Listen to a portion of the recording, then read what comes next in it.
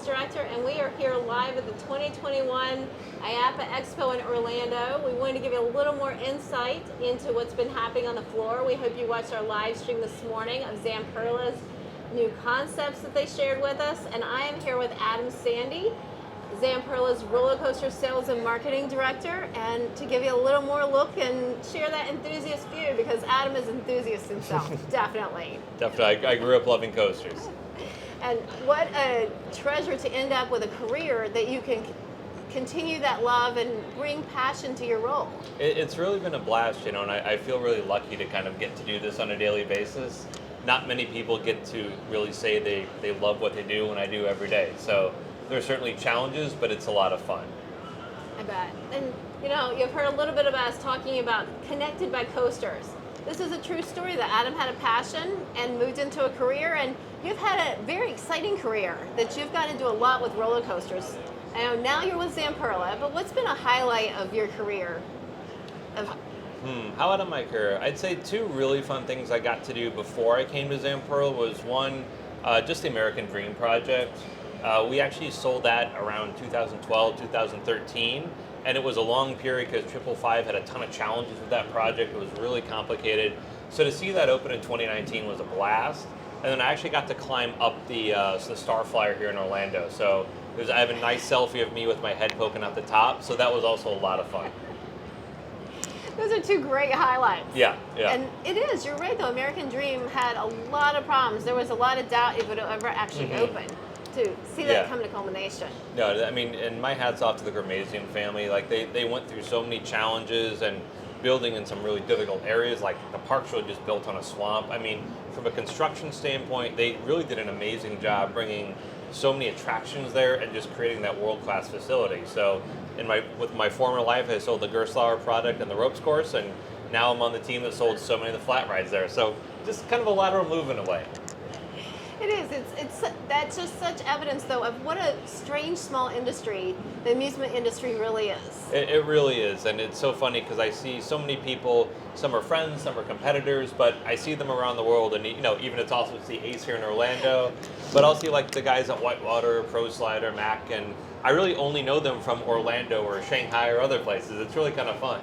That is neat. It is. I mean, if you ever come to the IAAPA Expo, you'll realize that very quickly, everybody knows everybody in this industry. It's a worldwide industry, but it's a really small one, so it's really unique.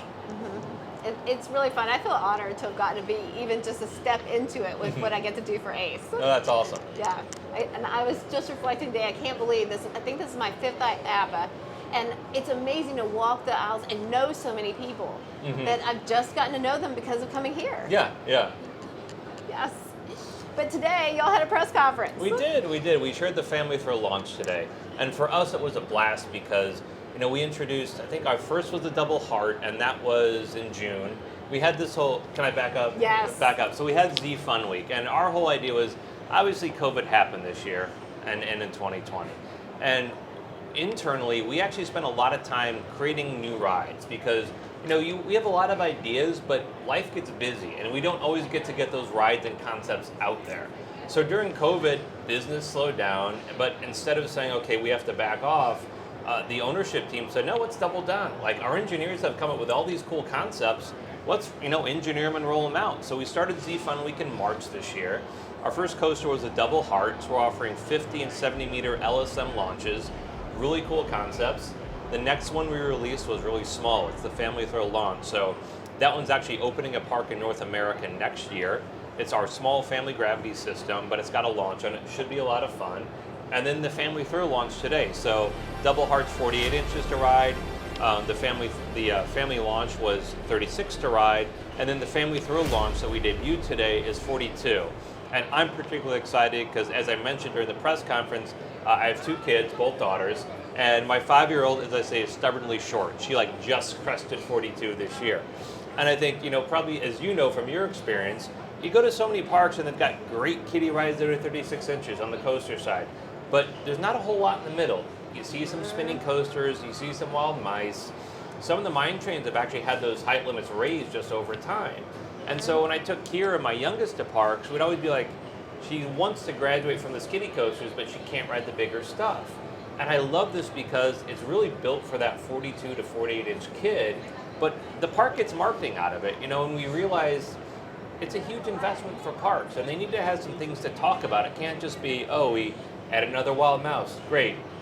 With this, you're getting a launch, actually 2 launches, a reversing spike, and some really cool vehicle options. So we think for that type of ride, it has a lot of marketing power, but it's gonna be a lot of fun. And I think you're right, it does. It's got a great ride layout to it. It's a solid ride. And that's it. It's filling a niche it's desperately needed, because those children are so excited on those kiddie coasters, but then they lose some of their passion in this frustrating time waiting for that height. Yes, yeah. And Kira, she just wanted to ride everything. I'm like, no, sorry, we can't. No, sorry, we can't. So I know whenever we get the first one of these sold, she will be first in line for sure. And who knows, she may not be 48 inches yet at that time. I hope she is, but we'll find out. But it is, and that's when their enthusiasm and their passion and who they are is really starting to develop. It's a critical time in their life, too. Yeah. So I'm so excited to see that filled with something that does break out of the world of mice and spinning coasters, and which are great fillers, but we need those thrill rides. Totally. And as I mentioned in the press conference today, I think you can look back at rides like the Mine Train, which really used to fill that niche really well, and then they just kind of fallen off because they've fallen out of favor. And I really see this as that next generation Mine Train serves the same demographic, but offers some really fun things to do. I think you're spot on with it. And so if you didn't catch it this morning, it's got some great elements to it, but which one is your favorite element? What do you think is going to be your most exciting as an enthusiast? Let me give 2 answers to it. So I think on the technical side, we're actually using the switch track that's really cool. It's in use in our factory coaster in China, so it's existing technology. So that's actually what we're moving the train over onto the launch track. And it's really neat. Our engineers spent a lot of time developing it, because they had to work within a matter of seconds. So it's really fast, but really cool. But I mean, to me, just the whole opening sequence of a backwards launch, a dead end spike, and then a second launch forwards, I think it's gonna be a great way to start the ride. I think some people's complaint sometime on launch coasters is they're over so fast and just the launch goes and it just kicks off. And I'm like, that's kind of the point of the launch coaster. But I really like this 2 sequence because it's going to surprise people by going backwards to start, and then I think it'll surprise them even more when that second launch kicks in. I think you're spot on. It sounds like to me just a fantastic family experience for everybody to get to do together in a time that you're really trying to share those special moments with your kids and stay engaged. Yeah. And for us, I think we're a unique company. We're one of the few that sort of straddle and do a lot of rides, but also coasters. Not a lot of companies do that.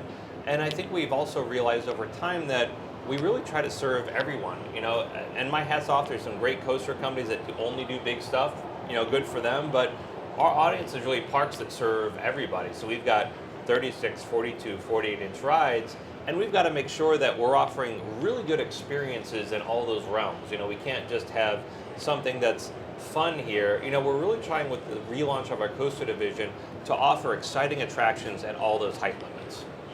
And speaking of that, so talk to us a little bit about this kiddie coaster, because it's the first one with a launch. It is. So you've probably been on our, we used to call it the Family Gravity Coaster, now just the Family Coaster.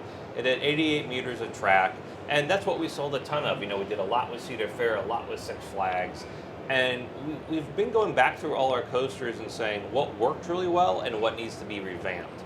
So on the family coasters, what we did was a lot of things. We went to individual lap bars. We have that on all the family coasters now. We have drive tires on the lift, so you don't have that kind of chain slap you used to have in our older ones. And we also have magnetic brakes. So the goal is really to make a much better ride experience for everybody.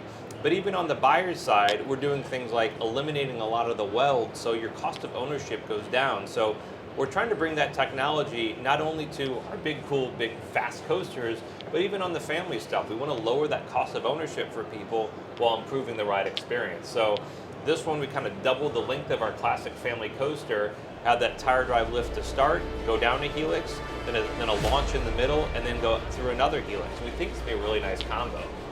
It sounds like something to make people notice. This is really different. Not your average kiddie coaster. Yes, exactly. And I have got to see some footage of it in action. Talked to some of our techs who wrote it, and they said it's actually surprisingly fast. They were impressed by the speed. Like, yes, I think we got a home run in our hands. Oh, that's exciting. But you mentioned it, that you're using some different products that aren't typical for what you would see the cars manufactured from. You're looking at other options to get lower weights. How will the riders experience something different? Will they notice the changes at all?